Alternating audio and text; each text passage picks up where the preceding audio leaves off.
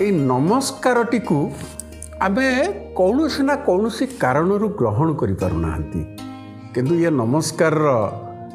गोटे तात्विक प्रसंग जहाँ रही एवं यार उभय आध्यात्मिक वैज्ञानिक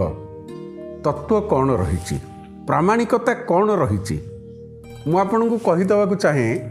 ये जो नमस्कार प्रणाम ये सबू ये दुईटी जाक ये दुईटी भितरे वैज्ञानिकता रही तार गोटे प्रामाणिकता रही जो माने